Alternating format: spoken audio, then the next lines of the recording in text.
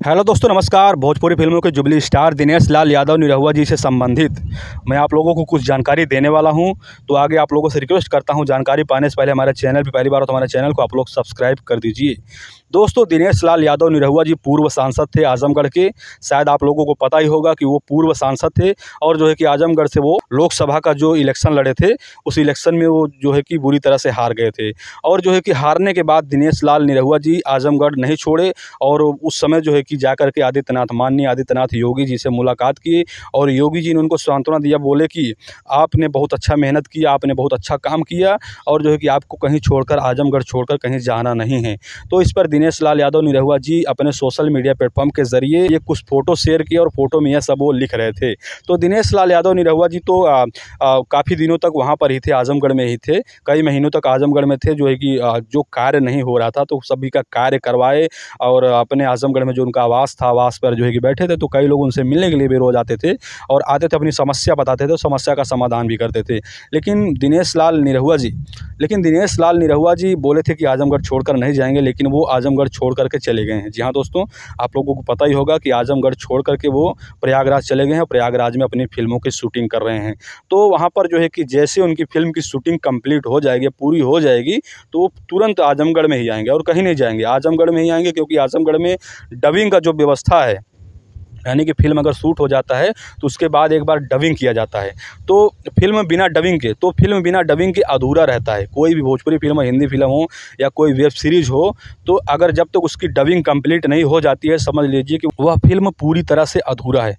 तो उसकी डबिंग जो है कि वो आज़मगढ़ में ही आकर करेंगे। आज़मगढ़ में डबिंग करने के बाद जो उनका फ़िल्म शूटिंग हो रहा है, जिस फ़िल्म का नाम है हे राम जी, जब डबिंग कर देंगे, पूरी फिल्म जब उनकी कंप्लीट हो जाएगी, वो जो है कि आजमगढ़ में जो लोग भी अपनी समस्या लेकर आएंगे तो उनकी समस्या का वो समाधान करेंगे। वैसे माने तो दिनेश लाल यादव निरहुआ जी कुछ पोस्ट शेयर किए थे और पोस्ट में लिख रहे थे कि मेरा सबसे पहला जो काम है, मेरा सबसे पहला जो कर्तव्य है वो है फ़िल्म बनाना। क्योंकि फ़िल्मों के ज़रिए उनको उपलब्धि मिली। अगर वो फ़िल्म नहीं बनाते, गाने नहीं बनाते, तो उनको आज इस मुकाम पर नहीं देखा जा सकता। वो किसी खेत में हल चला रहे होते या किसी खेत में गुड़ाई निराई कर रहे होते, कोई कहीं मजदूरी कर रहे होते। अगर आज इस मुकाम पर नहीं पहुँचते तो कुछ ना कुछ करते रहते। तो समझ लीजिए कि इस मुकाम पे पहुँचने के लिए उनको जो है कि वो सबसे पहले सिंगिंग लाइन में आए थे, बिरहा गा रहे थे पहले। बिरहा गाने के बाद जो है कि निरहुआ सटल रहे एल्बम बनाए, एल्बम के ज़रिए फेमस हो गए। तो आज इस मुकाम पर दिनेश लाल यादव निरहुआ जी पहुँचे हैं। तो पोस्ट में लिख रहे थे कि मैं जिस मुकाम पे पहुँचा रहता है, जिस काम के ज़रिए वो जिस मुकाम पे पहुँचा रहता है, उस काम को कभी नहीं छोड़ना चाहिए, कभी नहीं भूलना चाहिए। क्योंकि सबसे पहला काम वही होता है और दूसरा काम जो है कि उनका राजनीति का है। अगर वो सांसद बन भी जाते तो भी फिल्म बनाते, अगर वो सांसद नहीं बने हैं तो भी फिल्म बना रहे हैं। तो आप लोगों को देख ही रहे हैं, तब भी वो फिल्म बना रहे हैं। तो वैसे दिनेश लाल यादव निरहुआ जी एक ज़मीन से जुड़े हुए कलाकार हैं, ज़मीन से जुड़े हुए नेता हैं। यानी कि जो ज़मीन से जुड़ा हुआ होता है, समझ लीजिए कि वो सबके दिलों में राज करता है। लेकिन कुछ सपाई ऐसे हैं कि जो उनको देखकर बहुत जलते हैं। लेकिन कुछ यादव लोग ऐसे हैं जो कि सपा के समर्थन में रहते हैं, तो निरहुआ का वो विरोध करते हैं। उनके सामने तो कोई कुछ नहीं कहता, लेकिन जो है कि वो उनका जो वीडियो रहता है, उनका जो फ़ोटो रहता है, उनको फ़ोटो पे बहुत सारे हेट मिलते हैं, नचनिया पदनिया बहुत कुछ बोल जाते हैं उनको, बहुत कुछ बोल जाते हैं। वो ये भी बोल देते हैं कि आप जाओ नाचो गाओ, आपको नाचने गाने के अलावा कुछ नहीं है, कुछ नहीं आता। हाँ, आपको राजनीति नहीं, आपको नाचना गाना चाहिए, आपको ये सब करना चाहिए। हारने के बाद उनको बहुत हेट मिला था। शायद वो पढ़े होंगे या ना पढ़े होंगे कमेंट्स, लेकिन मैं रेगुलर पढ़ता रहता हूँ कमेंट में ये भी आता रहता है कि निरहुआ जा फिर से फिल्म बनावे, तू फिल्म में चला जा फिर से। तो यानी कि बहुत सारे उनको हेट मिलते हैं, लेकिन वो सभी हेट को इग्नोर कर देते हैं और इग्नोर करके अपने कामों में लगे रहते हैं। वो अपनी सफलता की सीढ़ी पे लगे ही रहते हैं। शायद आप लोगों को पता ही होगा कि जिनको नहीं पता होगा, एक भोजपुरी फिल्म का जो चार्ज होता है, वो एक चार्ज लेते हैं 40 लाख रुपए। जी हाँ दोस्तों, 40 लाख रुपए भोजपुरी फिल्म बनाने का लेते हैं। और जब वो एक फिल्म पूरी कंप्लीट हो जाती है, कंप्लीट होने का मतलब ये है कि जब फिल्म शूटिंग हो गई तो समझ लीजिए कंप्लीट नहीं हुआ। अभी फिल्म शूटिंग होने के बाद डबिंग होगा, उसका डबिंग होने के बाद जब पूरी तरह से फिल्म कंप्लीट हो जाएगी, तब समझ लीजिए कि दिनेश लाल यादव निरहुआ जी का जो 40 लाख रुपया है वो उनके खातों में या हाथों के द्वारा जो है कि उनको दे दिया जाता है। तो दोस्तों उनको राजनीति में कोई शौक़ नहीं है आने का, उनको सिर्फ शौक़ है लोगों की सेवा करना, लोगों की समस्या का समाधान करना, बस यही। बाकी उनको पैसों की कमी नहीं है, उनके पास पैसे बहुत हैं, इतने सारे पैसे हैं, समझ लीजिए इतने सारे पैसे हैं कि वो चाहे तो अगर फिल्म ना बनाएं तो बैठ करके जो है कि पूरी ज़िंदगी वो खा सकते हैं, और खाएंगे भी, ख़त्म भी नहीं होगा। आप ये समझिए, आप यही सोच लीजिए कि एक जो आम आदमी होता है, आप यही समझ लीजिए कि जो आम आदमी होता है, आम आदमी जो है कि बाहर जाकर के मज़दूरी करता है, वो साल भर में 1 लाख भी बचाना उसका बहुत मुश्किल हो जाता है। 1 लाख रुपए बचाना बहुत ज़्यादा मुश्किल हो जाता है।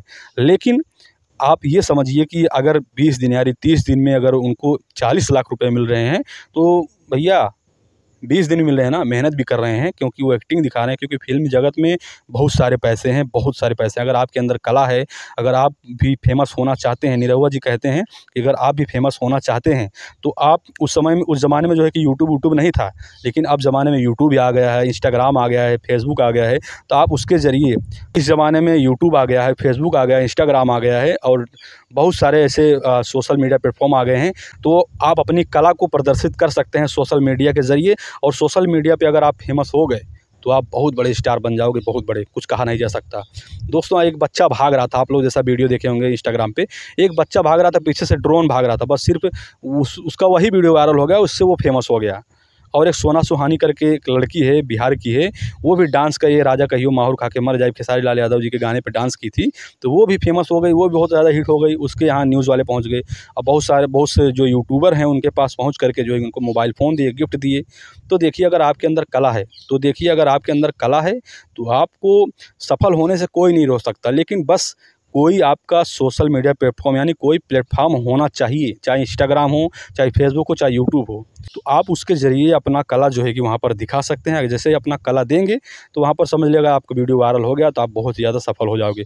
कोई ज़रूरी नहीं, उस ज़माने में जब निरहुआ जब फिल्म बना रहे थे, उस ज़माने में ये सब नहीं था, ये सब सोशल मीडिया का जो जलवा है आज, ये सब नहीं था। वो सिर्फ कैसेट बनाते थे, कैसेट बनवाते थे। समझ लीजिए कि कैसेट जो है कि रिकॉर्ड करवाए थे, दुल्हे रे विवाह निरहुआ सटर है। पहले ज़माने में कैसेट बिकता था, वो सीडी का कैसेट, डीवीडी का कैसेट। तो ये जो कैसेट था, ये कैसेट के ज़रिए, और ये जो दूसरा वाला कैसेट नहीं था, एक ऐसे रील जिसके अंदर भरी रहती थी, जो बाजा में लगाया जाता था, वो पहले था। तो उसके ज़रिए जो है कि कैसेट बनवाए, कैसेट लोगों तक पहुँचा, तो कैसेट के ज़रिए जो है कि वो बहुत ही ज़्यादा फेमस हो गए, दिनेश लाल यादव निरहुआ जी। और आज के ज़माने में जो है कि वो लाखों करोड़ों रुपए छाप रहे हैं फिल्म बना करके। तो आप लोग क्या कहना चाहेंगे निरहुआ जी के इन संघर्ष के बारे में? तो हमारे वीडियो में आप लोग कमेंट ज़रूर कीजिए, इस वीडियो में कमेंट ज़रूर कीजिए। कमेंट में आप लोग ज़रूर बताइए आपकी क्या राय है।